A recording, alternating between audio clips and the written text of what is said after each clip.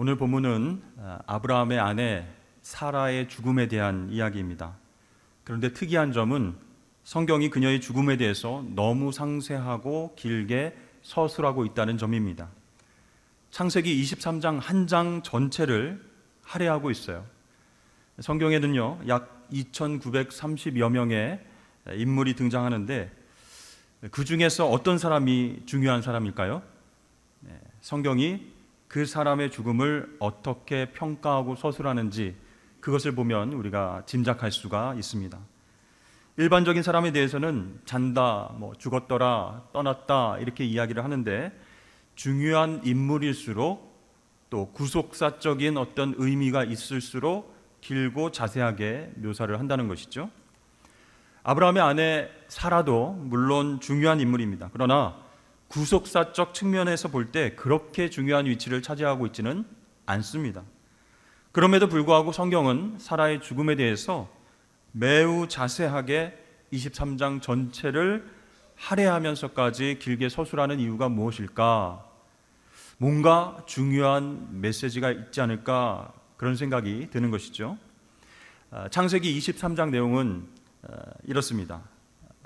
사랑하는 아내, 아브라함의 아내 사라가 죽자 아브라함이 이 아내의 장례를 치르기 위해서 가나안의 7 족속 중에 하나인 헷 족속에 가서 사정을 합니다. 내 아내를 묻을 땅을 좀 주시오. 그때 그들은 흔쾌히 승낙하면서 네, 당신이 원하는 대로 가져가십시오. 막벨라 굴 근처 땅을 매장지로 쓰셔도 됩니다. 이렇게 허락을 하죠. 하지만 아브라함은 고개를 가로저으면서 자신에게 팔라고 이야기를 합니다. 헷 족속은 무료로 쓰라고 하는데도 아브라함은 계속 돈 주고 사겠다 이렇게 말합니다. 자, 이렇게 옥신각신하다가 그 땅 주인이 결국 땅의 시세를 말했고 그리고 아브라함은 은 400세겔을 건네주고 땅을 사게 되었습니다. 여러 사람들이 보는 앞에서 이 땅은 아브라함의 소유요 땅 이렇게 확정을 했고 그곳 막벨라 굴에 아내 사라를 묻게 되었습니다. 자, 이 장면에서 우리는 몇 가지 질문을 던지게 됩니다. 첫 번째, 왜 아브라함은 여태껏 자기 소유의 땅을 한 평도 갖고 있지 않았는가? 두 번째, 왜 헷 족속이 땅을 공짜로 주려고 하는데 그걸 거절하고 돈을 주고 산 것일까? 세 번째, 왜 굳이 자기 소유로 땅을 등기 이전한 후에 장례를 치렀는가 하는 점입니다. 이 세 가지의 질문은 서로 연관을 갖고 있습니다. 그러므로 이 세 가지의 의문점들을 염두에 두고 말씀을 함께 살펴보고자 합니다. 자, 아브라함이 가나안 땅에 들어온 지 얼마쯤 되어서 사라가 세상을 떠났을까요? 1절 말씀에 보면 사라가 127세를 살았다 이렇게 나옵니다. 그녀는 가나안 땅에 들어온 지 62년쯤 되었을 때 세상을 떠났어요. 그 60여 년 그 시간 동안 우여곡절이 많았습니다. 하지만 분명한 것은 아브라함이 큰 부자가 되었다는 사실이에요. 은금을 풍부하게 소유했고요. 또 거느리고 있는 식솔들이 318명이 되었습니다. 또 5명의 가나안 왕과 싸워서 이길 정도의 전투력도 가지고 있었어요. 그러므로 이 아브라함은요, 가나안 땅에서 땅을 가지려고 마음만 먹으면 얼마든지 땅을 소유할 수 있었다는 얘기죠. 그런데 왜 아브라함은 자기 소유의 땅을 한 평도 갖지 않았을까? 아내 묻을 땅, 그 작은 땅조차도 없었을까? 그것이 의문이죠. 근데 그 이유를요, 아브라함의 별명에서 찾을 수가 있습니다. 여러분, 아브라함의 별명 혹시 아십니까? 초등학생들에게 물어보면 아브라함이요? 믿음의 조상이죠. 이렇게 대답을 잘 합니다.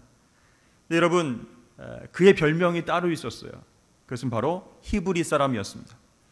우리 동네 사람들이 경주댁, 부산댁, 청주댁 이렇게 말하듯이 아브라함 이름 대신에 히브리 사람 이렇게 불렀다는 것이에요. 여기서 히브리라고 하는 말은요, 두 가지의 뜻이 있습니다. 첫 번째는 유브라데 강을 넘어왔다 그런 뜻이고요. 두 번째는 에블라 나라 사람이다 그런 뜻이에요. 이 에블라라고 하는 나라는요, 당시 가나안 북쪽에 위치한 거대한 왕국이었는데 수도가 하란이었습니다. 그러니까 사람들은요, 이 아브라함을 본래 에블라 왕국 하란 사람인데 강을 넘어서 지금 우리와 함께 사는 사람이다 이렇게 생각하고 히브리 사람께 별명을 붙여줬던 것이죠. 뿐만 아니라 아브라함 자신도 가나안 땅에 머물고는 있었지만 자신은 어떻게 표현합니까? 나는 나그네요 거류하는 자입니다 이렇게 표현하고 생각하고 60여 년을 가나안 땅에서 살았어요. 자, 그렇다면 아브라함은 어디를 고향으로 생각하면서 살았을까요? 그는 북쪽 하란 땅을 내 고향이다 이렇게 얘기합니다. 여러분 좀 이상하지 않습니까? 우리가 아브라함의 고향을 어디로 알고 있죠? 갈대아 우르라고 생각하고 있죠. 갈대아 우르에서 아버지와 함께 하란 땅으로 도착했습니다. 그리고 하란 땅에서 가나안 땅으로 들어온 것이죠. 그러니까 하란은 잠시 스쳐 지나왔을 뿐이에요. 그런데 왜 갈대아 우르가 고향이 아니라 자기 자신은 하란이 고향이다 이렇게 생각을 했을까요? 그 이유는 아브라함의 아버지 데라가 하란 땅에 계속해서 살고 있었기 때문입니다. 우리가 언뜻 생각하면 이 아브라함의 아버지 데라가 죽은 이후에 하나님께서 나타나셔서 너는 너의 고향과 친척과 아비집을 떠나서 내가 내게 지시할 땅으로 가라 이렇게 명령하셨다고 우리는 생각합니다. 하지만 아브라함 아버지 데라는요 70세에 아브라함을 낳았고 그 아브라함이 하란에서 가나안 땅으로 떠날 때는 75세였어요. 그렇다면 그때 아브라함의 아버지 나이는 몇 세입니까? 네, 합치면 145세라는 것이죠. 근데 이 데라가 장수를 했어요. 205세까지 살았습니다. 그러니까 이 아브라함이 하란을 떠나서 가나안 땅으로 들어올 때 아버지 데라는 건강한 상태로 하란 땅에 생존해 있었다라는 사실입니다. 이제 왜 아브라함이 갈대아가 아닌 하란을 고향으로 생각하고 있는지를 알 것 같죠?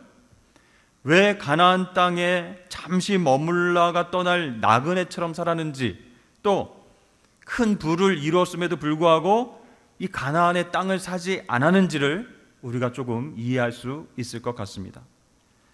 아브라함은요 가나안 땅에 살고는 있었지만 마음은 항상 어디에 있었어요? 육신의 아버지가 계신 하란 땅에 마음이 있었어요. 60여 년의 세월이 흘렀고 재산을 많이 축적했지만 늘 고개를 가로지었습니다. 난 하란 사람이야. 나는 언젠가 이곳을 떠날 사람이야. 내 고향은 여기 가나안이 아니고 저기 하란이야 이렇게 생각했습니다. 그런데 어느 날 아브라함에게 큰 사건 사고가 터지게 되죠. 독자 이삭을 잃을 뻔한 그런 사건이 터집니다.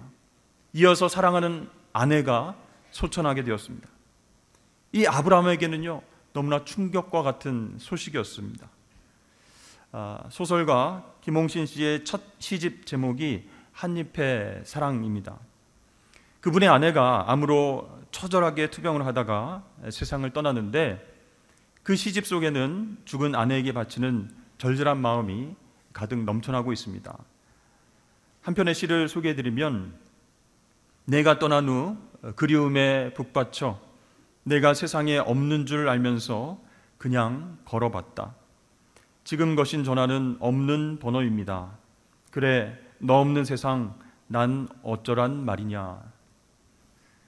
아내를 떠내보내고 너무나도 힘들고 상심한 마음을 시로 표현을 했습니다. 아브라함 역시 마찬가지였어요.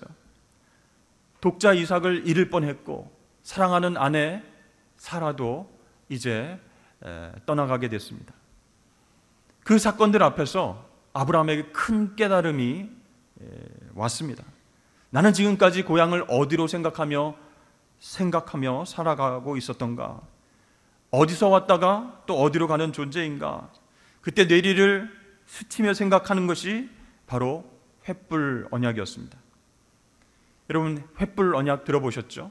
그것의 핵심은 땅입니다. 고향입니다. 하나님께서 일방적으로 아브라함에게 나타나셔서 맺은 언약이신데 이곳 가나안 땅이 너와 너 자손들의 영원한 땅, 즉 고향이 되게 할 것이다 라고 말씀하셨어요. 그리고 쪼갠 고기 사이로 횃불이 지나가면서 하나님이 직접 주신 언약이다라는 것이죠. 여러분, 쪼갠 고기 사이로 하나님이 지나가셨다. 무슨 뜻입니까? 이 언약을 지키지 않으면 쪼갠 고기처럼 죽게 될 것이다. 그러니까 꼭 지킬 것이다 라고 하는 그런 언약이에요. 그런데 아브라함은요, 이 언약을 잊고 살았습니다. 아니, 가볍게 생각하고 애써서 그 마음 가운데 지워버렸어요. 그리고 이 가나안 땅에서 살아가면서 나는 나그네입니다, 나는 거류하는 자입니다, 이런 생각으로 살았던 거예요. 이제 여건이 되어지면 하란 땅으로 가서 살 것입니다 라는 생각을 했을 수도 있습니다. 그렇기 때문에 아내를 묻을 매장지조차 마련하지 않았던 것입니다. 그런데 이제 아브라함은요, 횃불 언약을 기억해냈습니다. 연이은 시련과 고난을 통해서 하나님의 뜻, 하나님의 약속을 깨닫기 시작한 것이죠. 그래서 그는 이제 땅을 사려고 결심합니다. 그래서 내게 매장할 소유지를 달라고 헷 족속들에게 요청을 하죠. 그들은 그냥 가져가십시오, 마음대로 얼마든지 매장지로 사용해도 좋습니다, 이렇게 허락을 했습니다. 하지만 아브라함은 정중히 거절합니다. 그들을 향해서 몸을 굽히면서 거절을 합니다. 무슨 뜻이에요? 땅을 돈 주고 사겠다, 그런 뜻이에요. 값이 얼마가 될지라도 나는 아깝게 생각하지 아니하고 구입하겠다, 그런 뜻입니다. 그래서 은 400세겔로 땅을 사는데요, 사실 은 400세겔은 지나칠 정도로 큰 금액이라는 것이죠. 예를 들어서 다윗이 성전터를 구입하면서 50세겔을 지불을 했습니다. 또 예레미야가 사촌의 땅을 사면서 은 17세겔을 지불을 했습니다. 그러니까 이 햇사람들이요, 아브라함에게 바가지를 쓰는 것이요. 그럼에도 불구하고 아브라함은 그 땅값을 놓고 흥정하지 않았습니다. 달라는 대로 값을 치르고 여러 사람들을 증인으로 세우고 막벨라 주변의 땅을 자기의 소유로 확정하고 등기 이전을 했어요. 그렇게 확정한 자기 땅에 아내를 묻게 됩니다. 여러분, 이것은요, 단순한 장래의 의미가 아니라 아브라함이 이제 이곳 가나안을 고향으로 삼겠다라고 하는 그런 의지의 표현이고 믿음의 표현인 것이죠. 이 횃불 언약의 이야기는 여기서 끝나지 않습니다. 자, 아브라함이 이제 세상을 떠나게 되었어요. 향년 175세였습니다. 그때 이삭과 자손들이 그를 어디에 묻습니까? 창세기 25장 말씀에 보면 그의 아들들인 이삭과 이스마엘이 그를 마므레 앞 헷 족속 소알의 아들 에브론의 밭에 있는 막벨라 굴에 장사하였으니 이것은 아브라함이 헷 족속에게서 산 밭이라 아브라함과 그의 아내 사라가 거기 장사되니라, 이렇게 나와 있습니다. 자, 이제 세월이 흘렀습니다. 이삭과 리브가가 세상을 떠났을 때도 그의 자손들이 그들을 막벨라 굴에 장사했습니다. 또 다시 세월이 흘렀습니다. 흉년으로 인해서 먹을 것이 없어서 애굽으로 내려갔던 야곱이 이제 임종을 맞이하게 되었죠. 이 야곱이 어떤 유언을 남겼습니까? 그가 그들에게 명하여 이르되 내가 내 조상들에게로 돌아가리니 나를 햇사람 에브론의 밭에 있는 굴 막벨라 굴 거기에 우리 선조와 함께 장사하라, 이렇게 유언을 했습니다. 자, 당시 요셉이 애굽의 실력자였기 때문에 이 유언이 지켜지게 되죠. 그래서 아버지 야곱의 시신이 국경을 넘어서 가나안 땅 막벨라 굴로 운구되어서 그곳에 묻히게 됩니다. 또 세월이 흘렀습니다. 그래서 요셉도 110세가 되어서 세상을 떠날 때가 됐습니다. 그때 요셉이 후손들에게 어떤 부탁의 말을 했는지 여러분 기억나십니까? 창세기 마지막 장 50장에 보면요, 이스라엘 백성들에게 맹세시키는 거예요. 하나님께서 반드시 당신들을 돌보실 테니까 당신들은 여기서 내 해골을 메고 올라가겠다 하라, 이렇게 맹세를 시키는 거예요. 여러분, 거대한 피라미드가 성행하던 그 시대에 후손들은요, 요셉의 무덤조차 만들지 않았습니다. 창세기 50장 말씀 보면 입관만 하고 끝났어요. 여러분, 이러한 아브라함과 이삭과 야곱과 요셉의 행위는 무엇을 뜻하는 것일까요? 바로 하나님께서 아브라함과 맺은 이 횃불 언약에 나도 동참하면서 계승해 나가겠다라고 하는 믿음과 의지의 표현이라는 것이. 비록 지금은 눈에 보이는 것이 없고 손에 잡히는 것은 없지만 장차 이 횃불 언약을 통해서 하나님께서 분명히 이루게 하실 것이다 라고 하는 믿음의 표현이었다라는 것이에요. 여러분, 그렇다면 이 횃불 언약 어떻게 이어졌습니까? 그로부터 400여 년이라는 긴 세월이 흘렀습니다. 모세라고 하는 지도자가 나타나서 애굽에서 종살이하던 200여만 명의 사람들을 출애굽시킵니다. 그래서 10가지 재앙의 그 절정인 6월절에 그들의 상황은 어땠습니까? 허리를 띠에 띠고 발에 신을 신고 급히 먹어야 할 정도로 급박했습니다. 빨리 탈출을 해야 됐습니다. 그런데 그 급박한 상황 속에서 진두지휘할 모세, 이 모세는 어디로 달려가서 무엇을 취하고 있죠? 출애굽기 13장 말씀을 보니까 모세가 요셉의 유고를 가졌으니 이는 요셉이 이스라엘 자손으로 단단히 맹세하게 하여 이르기를 하나님이 반드시 너희를 찾아오시리니 너희는 내 유고를 여기서 가지고 나가라 하였음이더라. 그러니까 모세가 이 요셉의 유언을 알고 있었던 거예요. 까마득한 옛날에 세상을 떠났던 이 요셉의 유고를 찾아서 가슴에 품고 백성의 맨 앞줄에 섰습니다. 그리고 그 뒤를 따르는 200여만 명의 군중들이 따라서 애굽을 탈출하고 있어요. 여러분, 그렇다면 이게 도대체 무슨 행렬이겠습니까? 바로 장래 행렬입니다. 간다. 우리는 고향을 찾아간다. 우리의 조상 아브라함과 이삭과 야곱이 묻힌 가나안 땅을 향해서 우리는 나아간다. 400여 년 동안 머물렀던 애굽이 우리의 고향이 아니라 저곳 가나안 땅이 우리의 본향이라고 하나님 말씀하셨으니 우리는 간다. 이렇게 노래를 부르면서 요셉에게 유고를 가지고 탈출했던 것이죠. 여러분, 한번 상상해 보세요. 아브라함의 후예들, 믿음의 사람들이 온 세상을 향해서 선포하는 거예요. 자신들이 고향을 찾아가는 사람들이다라는 것을 선포하면서 거대한 행렬을 펼쳐서 보여준 것이죠. 얼마나 장관이겠습니까? 자, 이제 지도자 모세가 모압 땅 느보산 위에 섰습니다.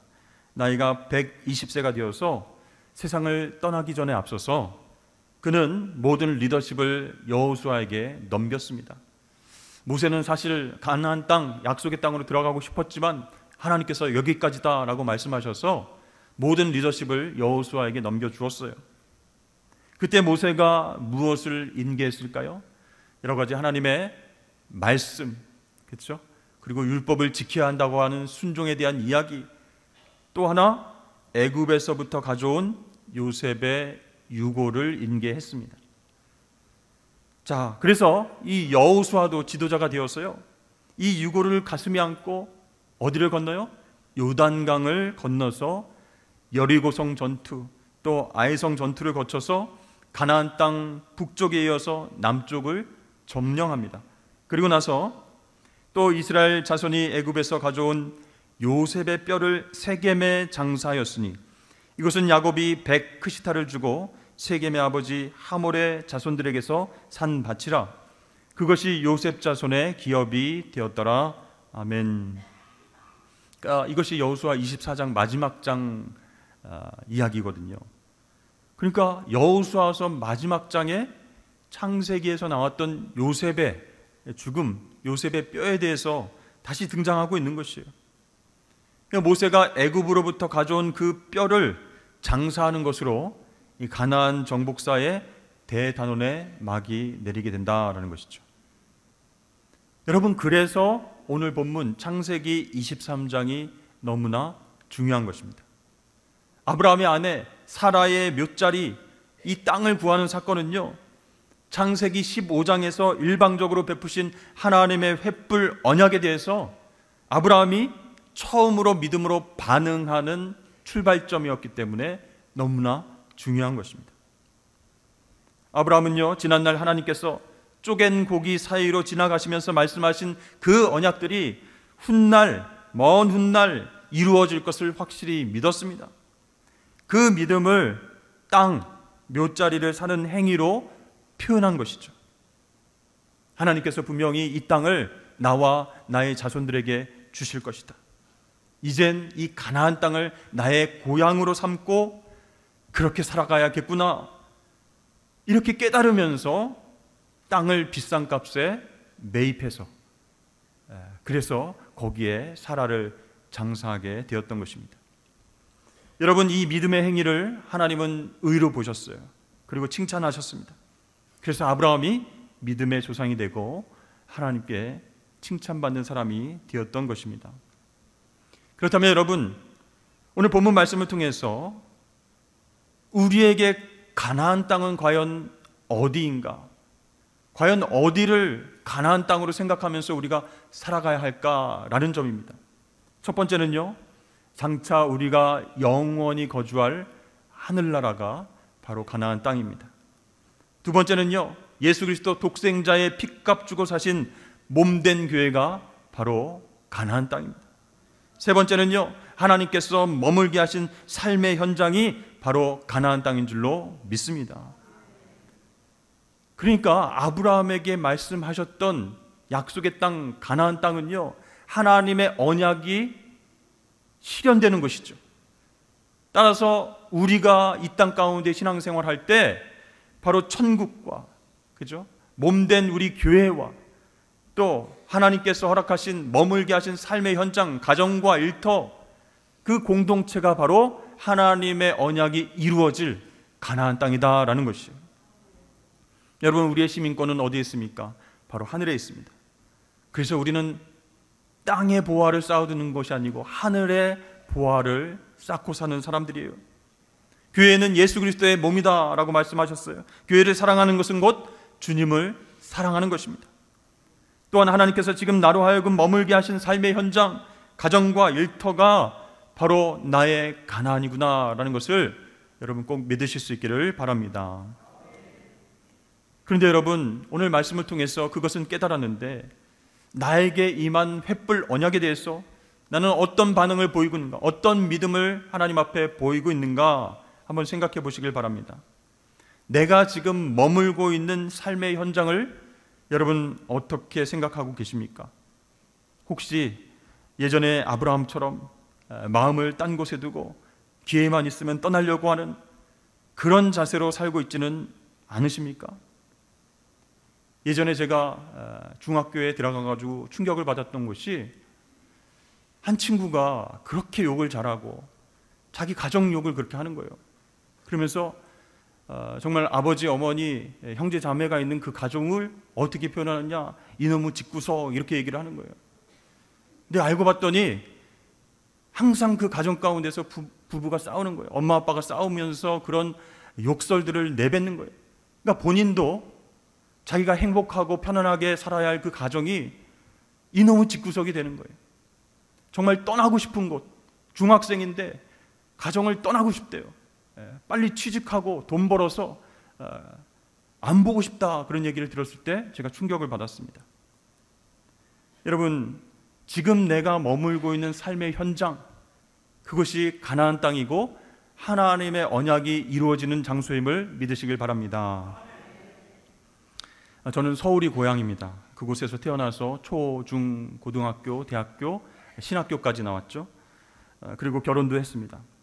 근데 그 이후에 목회를 할 때는 포항에서 내려가서 했고, 그 다음에 청주에서 했고, 그 다음에 부산으로 와서 목회를 하고 있습니다. 주변에서도 그랬어요. 서울로 올라와라. 왜 네가 그 지방에 있느냐. 근데 저는요, 한 번도 서울로 올라가서 목회를 하고 싶다라거나 서울에서 계속 살고 싶다, 그런 생각을 한 적이 없습니다. 혹시 하나님께서 인도하시면 그쪽으로 갈 수 있지는 몰라도 억지로 제 고향으로 올라가려고 노력하지는 않았습니다. 왜요? 목회 현장이 바로 제 고향이기 때문이에요. 성도들과 함께 본향인 천국을 함께 바라보는 것이, 그 사명이 더 중요하다 생각했기 때문입니다. 근데 제가 부산에 내려와서 가끔씩 교인들이 저한테 질문합니다. 물어봅니다. 목사님, 서울이 더 좋으시죠? 고향으로 가고 싶지 않으세요? 하면서 유도신문을 하는 것 같아요. 서울이 좋으냐 부산이 좋으냐 이렇게 얘기하시는 것 같아요. 부산 불편하지 않으세요? 아니요, 괜찮은데요. 너무 좋은데요. 음식은요? 음식은 잘 맞으세요? 말투는 적응되세요? 굉장히 빠르지 않습니까? 혹시 좋아하는 프로야구팀이 LG나 두산 아닙니까? 계속 이제 물어보시는 거예요. 궁금하니까. 지금 제가 여러분께 확실히 말씀드리겠습니다. 저의 현재 고향은 목회를 하는 이곳 부산입니다.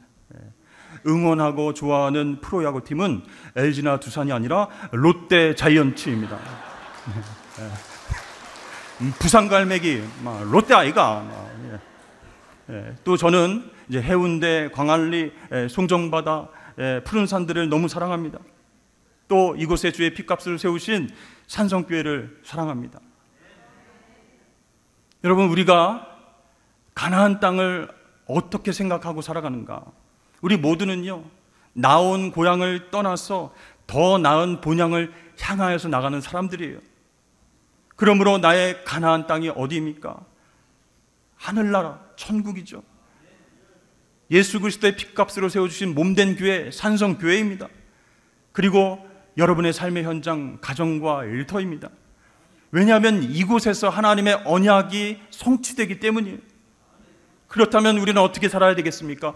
하나님 허락하신 이 가나안 땅에서 내 모든 것을 쏟아붓고 더 사랑하고 하나님 맡겨주신 사명 감당해야 되겠구나, 이렇게 생각하며 살아야 되지 않겠습니까?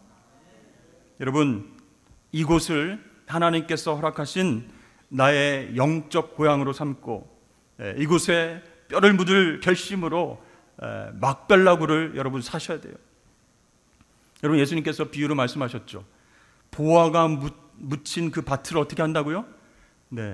산다고요. 밭 전체를 산다고요. 여러분, 하나님 허락하여 주신 이 가나안 땅, 삶의 터전 가운데 감추어진 보화가 있다라는 것이죠. 그래서 그 땅 가운데 우리가 열심과 성실한 마음으로 사명 감당하며 살면 하나님 언약에 참여하면서 하나님의 보화를 발견하며 살아가게 된 줄로 믿으시길 바랍니다. 여러분, 이것이 하나님께서 우리에게 허락하신 횃불 언약에 대한 반응이에요. 믿음으로 반응하게 돼야 돼요. 그런데 부산은 어떻고 너무나도 힘들고 문화와 여러 가지가 일터도 없고 불평불만하면서 어떻게 우리가 사명을 감당하며 살 수 있겠습니까? 여러분, 하나님께서 아브라함에게 횃불 언약을 주셨듯이 우리에게도 약속 주셨어요. 그 언약에 반응할 때 하나님은 결코 우리를 버리지 않으시고 실망치 않도록 도와주실 줄로 믿습니다. 그렇게 하나님의 언약을 붙잡고 나의 가나안 땅에서 서로 사랑하고 맡겨주신 사명을 충성되이 감당하시는 저와 여러분 되시길 주의 이름으로 축원합니다.